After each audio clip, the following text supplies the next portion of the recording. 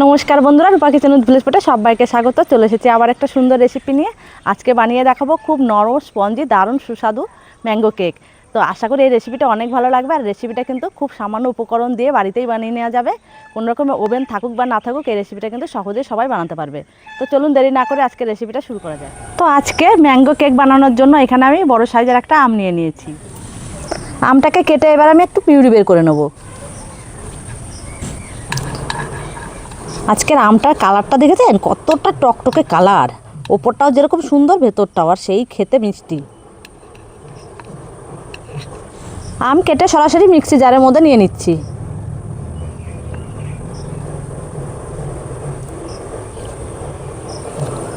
তো এখানে আমটাকে পুরো মিক্সির জারে নিয়ে নিয়েছি। এবার এটা একটু পেস্ট করে নেব।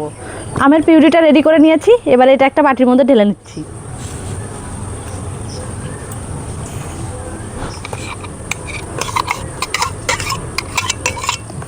এখানে আমের পিউরিটা আমি পুরোটাই ঢেলে নিয়েছি। এবার এর মধ্যে আমি স্বাদ মতো চিনি দিয়ে দিচ্ছি। তো আপনারা মিষ্টিটা বুঝে শুনে দেবেন।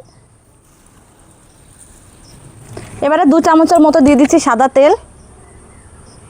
এরপর দিয়ে দিচ্ছি ওই একই বাটির হাফ বাটি টক দই। সব কিছু উপকরণ খুব ভালো করে মিশিয়ে নেব। একটা হ্যান্ড উইচ দিয়ে খুব ভালো করে মিশিয়ে নেব যতক্ষণ না চিনিটা গলছে। তো এখানে দেখতেই পাচ্ছেন এই সব উপকরণ দিয়ে ভালো করে কিন্তু আমি মসৃণভাবে ফেটিয়ে নিয়েছি। তো এই ব্যাটারটাকে আমি একটু সাইড করে রেখে দিচ্ছি। অন্যদিকে আরেকটা বাটি নিয়েছি আর বাটির উপর একটা এরকম ছাঁকনি নিয়ে নিচ্ছি। এখানে হাফ বাটি নিয়ে নিচ্ছি ময়দা।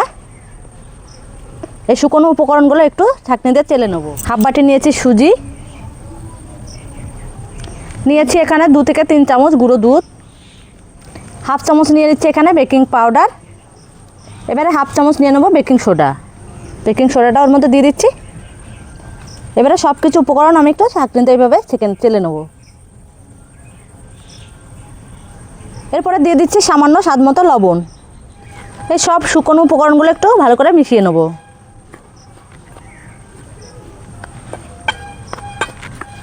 শুকনো উপকরণগুলো খুব ভালো করে আমি মিশিয়ে নিয়েছি। এবারে আমের যে পিউরি দিয়ে ব্যাটার তৈরি করে রেখেছিলাম, সেই ব্যাটার মধ্যে শুকনো উপকরণগুলো অল্প অল্প করে দেবো আর মেশাতে থাকবো।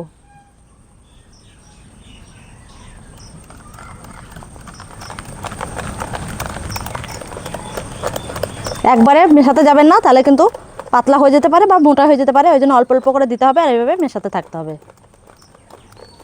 তাহলে দেখবেন ব্যাটারের ঘনত্বটা খুব ভালোভাবে বোঝা যাবে। এরপর আমি পুরোটাই দিয়ে দিলাম। এবার সব কিছু মিলে একবারে ভালো করে মিশিয়ে নেব।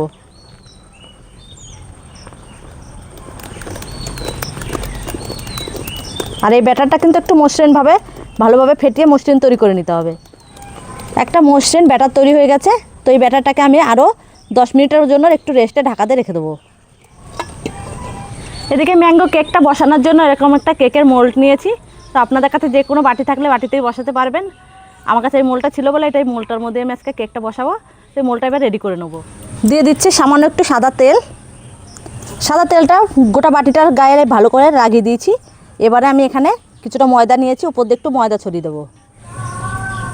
ময়দাটাকে গোটা বাটির মধ্যে ভালোভাবে একটু মাখিয়ে দেবো। এইভাবে পুরো বাটির গায়ে কিন্তু ময়দাটা লাগিয়ে দিয়েছি। এবারে এক্সট্রা যে ময়দাটা থাকবে এইভাবে একটু ঝাঁকিয়ে ওইটা আমি ফেলে দেবো। তো এখানে পুরো বাটিটা আমি রেডি করে নিয়েছি।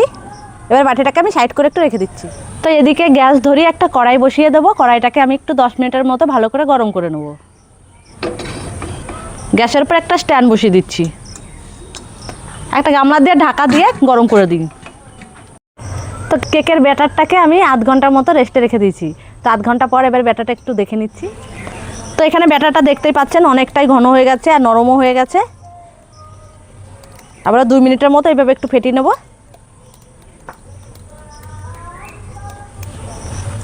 তো এখানে ব্যাটারটা রেডি হয়ে গেছে। এবারে যে মোলটা রেডি করে রেখেছিলাম মোলটার মধ্যে নিয়ে নিচ্ছি।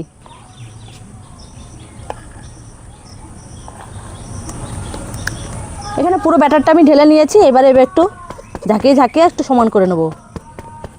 এতে করে ভেতরে যদি কোনো হাওয়া থেকে থাকে সেটা বেরিয়ে যাবে। এদিকে সুন্দর দেখতে লাগার জন্য আমি কয়েক টুকরো আমের কুচি উপর দিয়ে ছড়িয়ে দিচ্ছি। এতে করে দেখতে সুন্দর লাগবে। আপনারা চাইলে দিতেও পারেন, নাও দিতে পারেন। আর এখানে আমি নিয়েছি কিছুটা ড্রাই ফ্রুট, কাজু আর কিশমিশ। তো এটা উপর দিয়ে ছড়িয়ে দিচ্ছি। এটাও পুরোপুরি অপশনাল, আপনারা চাইলে দিতেও পারেন, নাও দিতে পারেন, শুধুমাত্র দেখতে সুন্দর লাগার জন্য। এদিকে উনুনের উপরে যে কড়াইটা গরম করতে বসিয়েছিলাম সেটাও গরম হয়ে গেছে। এবারে ঢাকনা খুলে নেব। এবারে উপর থেকে ঢাকনাটা তুলে নিচ্ছি। এদিকে ভালোভাবে গরম করা হয়ে গেছে। এবারে এই কেকের বাটিটা আমি এই স্ট্যান্ডের উপরে বসিয়ে দিচ্ছি। ঢাকনা দিয়ে আবারও একইভাবে ঢাকা দিয়ে দেবো। এবারে 30 মিনিট লো টু মিডিয়াম আঁচে এটা আমি রান্না করে নেব। 30 মিনিট আমি কিন্তু রান্না করে নিয়েছি কেকটাকে। এবারে ঢাকনা খুলে একটু দেখে নেবো কেমন হয়েছে। দেখেই বুঝতে পারছেন কতটা সুন্দর হয়েছে, যেরকম সুন্দর একটা রং এসেছে আর সেরকমই কিন্তু ফুলে অনেকটাই ভর্তি হয়ে গেছে। আমি যখন দিয়েছিলাম বাটিটা কিন্তু হাফ ছিল। তো এবারে আমি কেকটা নামিয়ে নিচ্ছি। তো কেকটাকে নামিয়ে আমি কিছুক্ষণের জন্য একটু ঠান্ডা করে নেবো। ঠান্ডা হয়ে গেলে তারপরে আমি দেখাচ্ছি কেকটা কেমন হয়েছে। এদিকে কেকটাকে আমি 10 মিনিটের মতো ভালো করে ঠান্ডা করে নিয়েছি। এবারে বাটি থেকে তুলে নিচ্ছি।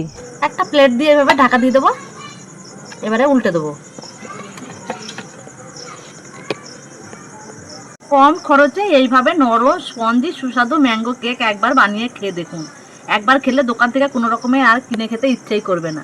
যেরকম নরম তুলতুলে হয়েছে সেরকমই সুস্বাদু, মুখে দিতেই একদম মিলিয়ে যাবে। ছোট বড় সবাই খুব পছন্দ করবে। আম থাকতে থাকতে এইভাবে একটা ম্যাঙ্গো কেক বানিয়ে খেয়ে দেখুন। একবার বানিয়ে খেলে ভুলতে পারবেন না সারা জীবন। আমের সিজনে আর ম্যাঙ্গো কেক বানিয়ে খাবো না, এটা কি হয়?